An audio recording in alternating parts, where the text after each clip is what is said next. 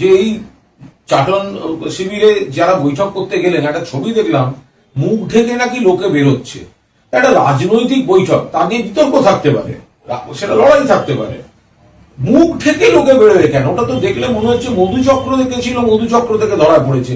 ওই বালিশের ছবি আর তারপর মুখ ঢাকার ছবি, এগুলো কিরম সব একটা অদ্ভুত, মানে একটা বিকৃত ধারণা তৈরি হচ্ছে। ভাই যাবেন, মাথা উঁচু করে যাবেন, রাজনৈতিক তর্ক থাকবে, মুখ ঢেকে ঘুরে বেড়াবেন কেন? এটা কি মধুচক্রে গেছিলেন নাকি? বলতে পারেন বৈঠকে। কিন্তু আমরা সেটা নজর রাখছি, সেই বিল এগে পুঙ্খানুপুঙ্খ, এটা যেমন পুঙ্খানুপুঙ্খানু ভাবে আমরা খতিয়ে দেখেছি, ওটা নিয়ে আমরা বলেছি। অভিন্ন সার্কুলেট হয়নি এখনো আমি পাইনি। নানা ভাষা, নানা মত, নানা পরিধান, বিবিধের মাঝে দেখো মিলন মহান। ভারতবর্ষ অনেক রকম একটা ইউনিটি ইন ডাইভার্সিটি। ফলে বিভিন্ন ধর্ম আছেন, আবার হিন্দু ধর্মেরও বিভিন্ন শাখা প্রশাখা আছেন। ফলে এই সব একটা ঐকমত্যের মাধ্যমে কোনো কিছু করা উচিত। সেখানে দাঁড়িয়ে যদি একটা কিছু আমরা এমন কোনো বিল আসে, সেগুলো খতিয়ে দেখে বিশ্লেষণ করে আমাদের সিনিয়র নেতারা সিদ্ধান্ত নেবেন, যেটা একটা বিভিন্ন মানুষ তাদের বিভিন্ন পরিচয়, বিভিন্ন বিশ্বাস, বিভিন্ন রীতিনীতি, তো সেগুলো একটা যাই করতে হবে, একটা স্পর্শকাতর বিষয় সর্বসম্মতভাবে করতে হবে, জোর করে চাপিয়ে দিয়ে তো হয় না। পুরনো ইস্যু, বইমেলা নিয়ে এই মুহূর্তে কোনো কথা বলবো না। তবে এখানে কলেজ স্ট্রিট পাড়ায় এমন অনেক প্রকাশক আছেন যারা যথেষ্ট ভালো কাজ করছেন, কিন্তু তুলনামূলকভাবে হয়তো একটু উপেক্ষিত, বা তাদের যতটা সম্মান বা কাজের স্পেস থাকা উচিত সেটা অনেকেই পাননি। ফলে তারা যদি সংগঠিতভাবে কিছু করতে চান, সেটা তারা দিতে পারে। এই বিষয়ে এক্ষুনি কোনো বক্তব্য রাখার কিছু নেই। অনেকে সংঘ পরিবারের হাত দেখছে, আমি এসব বলতে পারবো না, কিন্তু আমি এটুকু বলতে পারি যে নিশ্চয়ই গিল্ডও যেমন কাজ করেছেন, পাশাপাশি আবার এমন অনেকে আছেন যারা হয়তো গিল্ডের তথাকথিত কমিটির বাইরে, তারা হয়তো অনেক কিছু সুযোগ সুবিধা পাননি। কোনো প্রকাশক একদম সামনে বড় বড় স্টল, তাদের প্রত্যেক বছর একই জায়গায়, আবার অনেকে অনেক ভালো কাজ করেও অনেক দূরে কোণের দিকে বইমেলায়, বা এই ধরনের ছোট বড় নানা অভিযোগ বা অভিমান দানা পেকেছিল। এবার সেটা যারা করবেন তাদের বিষয়। তখন ফিরহাদ হাকিম যাননি বলে শুনেছি, তিনি কেন যাননি তো বলতে পারবো না, তবে না গিয়ে থাকলে ভালো। কারণ মমতা বন্দ্যোপাধ্যায়ের আন্দোলনে বিভিন্ন, তারপরে যদি গুরুত্বপূর্ণ পদ, ক্ষমতা, দায়িত্ব কেউ পেয়ে থাকে, তার 1 নম্বর নাম হচ্ছে ফিরহাদ হাকিম।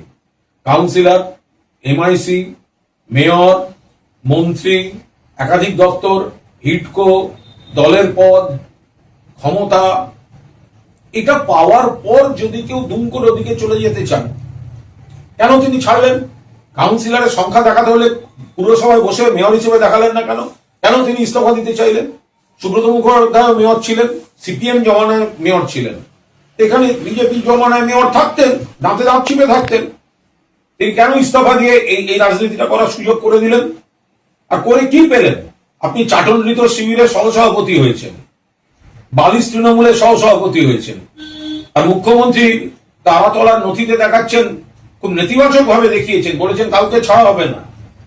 সেটা ফিরহাদ হাকিমেরই সই। তো ফলে আমরা যা যা বলার বলেছি, সেখানে যদি ফিরহাদ হাকিম না গিয়ে থাকেন, আমি জানি না তিনি শুধু কালকের জন্য যাননি নাকি যাবেন না, এগুলো তো আমি জানি না। তবে ফিরহাদ হাকিমের ওই দিকে যাওয়াটা ওনার নিজের সম্মানের জন্য খারাপ, এবং রাজনীতিতে অকৃতজ্ঞতার একটা নিদর্শন হয়ে থাকা। যে দেখুন, ফিরহাদ হাকিম মেয়র হিসেবে যদি কোনো সই করে থাকেন, সই করা মানেই অন্যায়, আমি এই ধরনের দায়িত্ব জ্ঞানীন কথা বলবো না। কিন্তু মুখ্যমন্ত্রী যেহেতু খুব নেতিবাচক ভাবে বিষয়টা দেখিয়ে বলেছেন সই কে করেছেন, প্রাক্তন মেয়র, কাউকে ছাড়া হবে না, তাহলে এটা অনুমান করা যেতে পারে যে ওই সইয়ের পেছনে কোনো একটা গন্ধ তিনি পেয়েছেন। তা আমার বক্তব্য, বিধানসভায় যখন নথি দেখিয়েছেন এবং স্টেটমেন্ট করেছেন, তাহলে হয় ফিরহাদ হাকিমকে অ্যারেস্ট করা হোক, অথবা যদি অ্যারেস্ট না হন, তাহলে এটা বুঝতে হবে এটা শুধুমাত্র প্রেসার পলিটিক্সের জন্য নামটা বলা হচ্ছে, যাতে উনি তৃণমূল ছেড়ে বালিশ শিবিরের দিকে উনি বিক্ষুব্ধদের নিয়ে যান। তো কাল 5টায় ওদের মিটিং ছিল, তাহলে আমি বলেছিলাম নয় অ্যারেস্ট করুন, আর অন্যথায় ফিরহাদ হাকিম যদি ওখানে থাকেন, তাহলে বুঝতে হবে যে শুধুমাত্র প্রেসার ক্রিয়েট করার জন্য রাখা হয়েছে। কিন্তু ফিরহাদ হাকিম ওখানে দেখা যায়নি তাকে। তো ফিরহাদ হাকিম কেন দেখা যায়নি, না দেখা যায়নি ভালো ওনার, কিন্তু সেটা কালকের জন্য দেখা যায়নি, নাকি তার বিবেক সাড়া দিচ্ছে এবং বিবেক বলছে মমতাদি যেভাবে তাকে আস্থা রেখেছেন, বিশ্বাস করেছেন, ভালোবেসেছেন, ক্ষমতা দিয়েছেন, পদ দিয়েছেন, প্রশাসন দিয়েছেন, তারপরে এই বিশ্বাসঘাতকতা করা যায় না, তো সেটা তো তিনি বলতে পারেন। আচ্ছা, এই নিয়ে একটা কোন সিবি টাকা মিলিত? ঋতব্রত বন্দ্যোপাধ্যায় শিবির। দেখুন, এটা সবাই জানেন 1993 সালের 21শে জুলাই সকলের সচিত্র পরিচয়পত্র, তখন ভোটার আইডি কার্ড ছিল না। আজকে আপনার আমার কাছে যেটা আছে সেটা মমতা বন্দ্যোপাধ্যায়ের লড়াই এবং 14 জন শহীদের রক্তের বিনিময়ে পাওয়া। তো সেখানে সিপিএম পুলিশ হামলা করেছিল, 14 জনের মৃত্যু হয়, মমতা বন্দ্যোপাধ্যায়কে খুন করার চেষ্টা হয়, কত মানুষ জখম। সেই থেকে প্রতি বছর মমতা বন্দ্যোপাধ্যায় তার সৈনিকদের একজোট করেন শহীদ তর্পণের জন্য, সেটা বছর বছর হয়ে আসছে, প্রত্যেক বছর হয়েছে। এবং সেটা আগে ছিল অবিভক্ত কংগ্রেস, পরবর্তীকালে তৃণমূল কংগ্রেস, এবং তৃণমূল কংগ্রেস মানে মমতা ব্যানার্জি, মমতা ব্যানার্জি মানে তৃণমূল কংগ্রেস। তো সেটা পালিত হয়, ধর্মতলায় পালিত হয়। তো সুতরাং আজকে হঠাৎ কেউ বলে বসলো তৃণমূল কংগ্রেস, এটা কোনো কথা হলো? মমতা বন্দ্যোপাধ্যায়ের সমস্ত রকম লড়াই এবং সেই শহীদদের, তারপর সেই শহীদদের পরিবারের প্রতি কর্তব্য পালন, আন্দোলনটাকে এগিয়ে নিয়ে যাওয়া, নতুন দল গঠন, সেই দলের উপর দাঁড়িয়ে সবাই প্রতিষ্ঠা পেয়েছেন এবং 2011 সালে সরকার গঠন হয়েছে।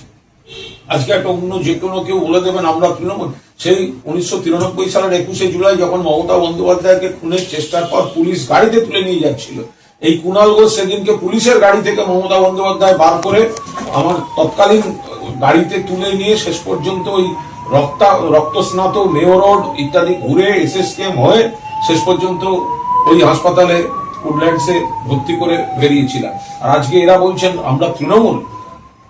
বিবেক থাকে তো লোকে। মমতা বন্দ্যোপাধ্যায়ের 21শে জুলাই মানে শহীদ তর্পণ, এবং সেটা মমতা বন্দ্যোপাধ্যায়ের নেতৃত্বে হয়, সেটাই হবে। সর্বভারতীয় তৃণমূল কংগ্রেস মমতা বন্দ্যোপাধ্যায়ের নেতৃত্বে সেই দলের নাম, প্রতীক এগুলি ব্যবহার করে সম্পূর্ণ ভিত্তিহীন দাবি করে যারা কিছু কর্মসূচি করছেন, মানুষকে ভুল বোঝাচ্ছেন, তাদের বিরুদ্ধে আইনি পদ্ধতিতে দলের তরফ থেকে অভিযোগ করা হয়েছে।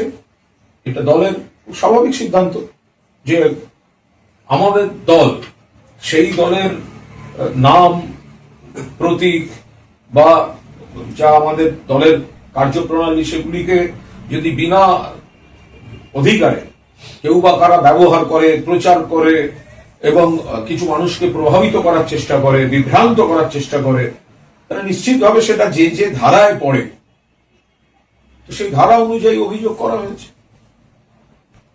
দিতে চাইছেন যাদের দল নাকি মমতা বন্দ্যোপাধ্যায়কে চেয়ারম্যান থেকে সরাতে চাইছে, তারা জীবনে যা যা পেয়েছেন শুধু সেগুলো মমতা বন্দ্যোপাধ্যায়কে ফেরত দিয়ে তারপর আপনারা নিজেদের কথা বলুন। আপনাদের প্রতিষ্ঠা, এমন এমন লোক বড় বড় কথা বলছেন, তাদের পরিবারের একাধিক লোক মমতা বন্দ্যোপাধ্যায়ের দলের প্রতীকে জিতে বসে আছেন। তাহলে যারা যা বড় বড় কথা বলছেন, এই হয় না, ওই হয় না, আপনারা যা যা পেয়েছেন, কেউ কাউন্সিলর, কেউ এমআইসি, কেউ মেয়র, কেউ এমএলএ, কেউ মন্ত্রী, কেউ এমপি, কেউ স্ট্যান্ডিং কমিটি, কেউ হিটকো, কেউ অমুক, কেউ তমুক, দয়া করে যে মহিলার সারা জীবনের সংগ্রামের মঞ্চকে ব্যবহার করে পেয়েছেন, ছেড়ে যাওয়ার আগে যদি ক্ষমতা থাকে তাহলে সেই জিনিসগুলো মমতাদির পায়ের কাছে রেখে দিয়ে তারপর ছাড়ুন। গোটা জীবনটা তাকে শুষে খেলেন, এখন বড় বড় কথা বলা, ওপরে ঈশ্বর ক্ষমা করবেন না আর এখানে মানুষ ক্ষমা করবেন না। বলছি, ফিরহাদ হাকিমের গ্রেপ্তার মন থেকে বাদ দিয়ে দিয়েছে, মানসিক হতাশা অবসাদ থেকে বলছেন। যখন উনি চিমনির ধোঁয়া দেখছিলেন হাইওয়ে দিয়ে যাওয়ার সময়, তখন তৃণমূল ভালো ছিল। তখন তো রাস্তা দিয়ে যাওয়ার সময় কি ধোঁয়া, কি ধোঁয়া, কি শিল্প, কি শিল্প। যে মুহূর্তে এদিক ওদিক হয়েছে, তখন কি ভেবেছিলেন ক্ষমতার সঙ্গে সঙ্গে লগে লগে, ক্ষমতার লগে লগে, ক্ষমতার লগে লগে জীবন চলে যাবে। তো দোষ আমাদের দলের নেতৃত্বে এইসব এলিমেন্টকে এমপি ফেপি করানোই উচিত হয়নি। আর যদি এই রচনা ব্যানার্জি এত বড় বড় কথা বলার থাকে, হয়েছিস তো বাবা তৃণমূলের দিদির দয়া, তো ইস্তফা দিয়ে এসব বড় বড় কথাগুলো বলো না বাবা। যে হুমায়ুন গরিবের সূর্য ট্রাস্ট, স্বপ্ন নয়, কাজের কথা। শুরু হয়েছে গরিবের সূর্য ট্রাস্টের সদস্য অভিযান। আমরা খুঁজছি এমন মানুষ যারা সমাজের জন্য কিছু করতে চান, অসহায় মানুষের পাশে দাঁড়াতে চান এবং একটি সুন্দর, শিক্ষিত ও স্বাবলম্বী সমাজ গড়তে চান।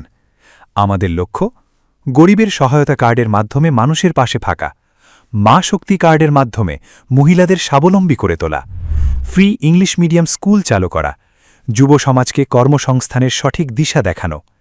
আপনিও হতে পারেন এই মানবিক উদ্যোগের অংশ। একটি মিস কল দিলেই সদস্য হিসেবে নিবন্ধন করতে পারবেন। অন্য কাউকে অনুসরণ করতে নয়, নতুন সমাজ গড়তে আমাদের সঙ্গে যুক্ত হন। মানুষের পাশে থাকা মানুষকেই মানুষ বেছে নেয়। গরিবের সূর্য ট্রাস্ট, মানবতার আলো মানুষের জন্য।